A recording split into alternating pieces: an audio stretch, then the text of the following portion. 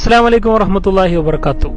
ഈ ഒരു വീഡിയോ തലാഖ് ആഗ്രഹിക്കുന്ന ഭാര്യമാർക്കും അതുപോലെ തലാഖ് ആഗ്രഹിക്കുന്ന ഭർത്താക്കന്മാർക്കും വേണ്ടിയുള്ളതാണ്. അതുപോലെ തന്നെ വിവാഹം കഴിക്കാൻ പോകുന്ന സ്ത്രീകൾ, വിവാഹം കഴിക്കാൻ പോകുന്ന പുരുഷന്മാർ എല്ലാവർക്കും ഉപകാരപ്പെടുന്ന ഒരു വീഡിയോ ആണ്. മുഴുവനും അനുഭവ കഥയാണ്. ഒരു ഭാര്യ തന്റെ അനുഭവ കഥ എഴുതിയ ഒരു കുറിപ്പിനെ കുറിച്ചാണ് ഞാൻ നിങ്ങൾക്ക് പറഞ്ഞു. ഞാൻ എപ്പോഴും ഭർത്താവിനോട് പിണങ്ങുന്ന ഒരാളായിരുന്നു. എന്ത് ചെറിയ കാര്യത്തിൽ ഞാൻ ഭർത്താവിനോട് ഞാൻ പിണങ്ങും. ഭർത്താവ് എന്തെങ്കിലും ചൂടായി കഴിഞ്ഞാൽ ഞാൻ ഉടനെ തന്നെ എന്റെ പെട്ടിയും സാധനം എടുത്ത് വീട്ടിലേക്ക് എടുത്തുകൊണ്ട് ഭർത്താവിനോട് ഞാൻ പറയും, നിങ്ങൾ എന്നെ ഡൈവോഴ്സ് ചെയ്താലും എനിക്ക് കുഴപ്പമില്ല എന്നൊക്കെ പറയും. അയാൾ ഒരിക്കലും എന്നെ ഡൈവോഴ്സ് ചെയ്യില്ല എന്ന് മനസ്സിൽ ഉറപ്പിച്ച് തന്നെ ഞാൻ അങ്ങനെ പറയുന്നുണ്ടായി. എനിക്കറിയാം ഭർത്താവ് എന്നെ ഡൈവോഴ്സ് ചെയ്യില്ല എന്ന്.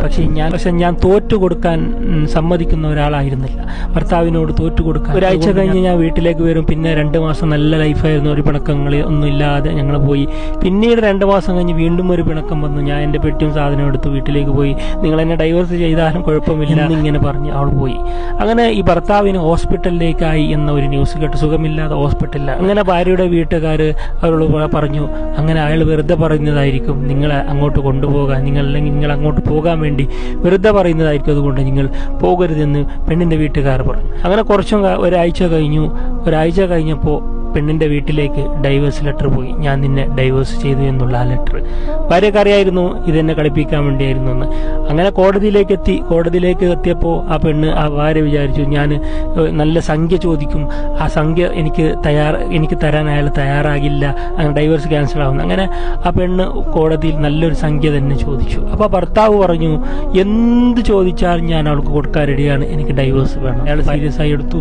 അങ്ങനെ അത് ഡൈവേഴ്സിലെത്തി. പക്ഷെ ഭാര്യ ഒരിക്കലും വിചാരിച്ചിട്ടില്ല അയാൾ ഡൈവേഴ്സ് കൊടുക്കും എന്നുള്ള കാര്യം. പെണ്ണിന്റെ വീട്ടുകാരാകട്ടെ എന്നും അയാളെ കുറ്റം പറയുകയും, പെണ്ണിന്റെ വീട്ടുകാരെപ്പോഴും ഇവൾക്ക് സപ്പോർട്ട് ചെയ്ത് അയാൾ വെറുതെ പറയുന്നതാണ്, ഡൈവേഴ്സ് അയാൾ കുഴപ്പമില്ല, അയാളെപ്പോഴും പിണക്കക്കാരനാണെന്ന് പെണ്ണിന്റെ കൂടി അങ്ങനെ എല്ലാവരും ആ പെണ്ണിനെ സപ്പോർട്ട് ചെയ്തു. അവസാനം ഡൈവേഴ്സിൽ. അങ്ങനെ അദ്ദേഹം വേറെ കല്യാണം കഴിച്ച് കുട്ടികളൊക്കെ ആയി നല്ല സന്തോഷത്തോടെ അയാൾ ജീവിതം കഴിച്ചു. പക്ഷെ ഈ പെണ്ണ് ഒറ്റപ്പെട്ടു പോയി.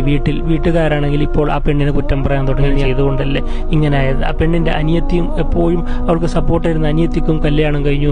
ഇപ്പോൾ അനിയത്തി നല്ല സന്തോഷത്തോടെ ഭർത്താവിനോട് കൂടെ ജീവിക്കുകയാണ്. ഈ പെണ്ണാകട്ടെ ഒറ്റക്കാണ്. ആ കുടുംബക്കാരെപ്പോഴും ഒറ്റപ്പെടുത്തുകയാണ്. എന്തോ ഒരു വെറുപ്പോടെ നോക്കി കാണുകയാണ്, ഏറ്റവും പറഞ്ഞുകൊണ്ടേയിരിക്കുകയാണ്.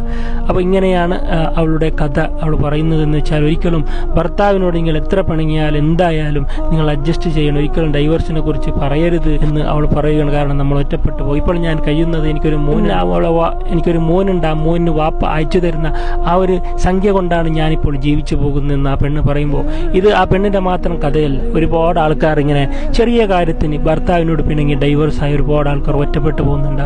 ഭർത്താക്കന്മാരാകട്ടെ വേറെ കല്യാണം വെച്ച് നല്ല സന്തോഷത്തോടെ ജീവിക്കും.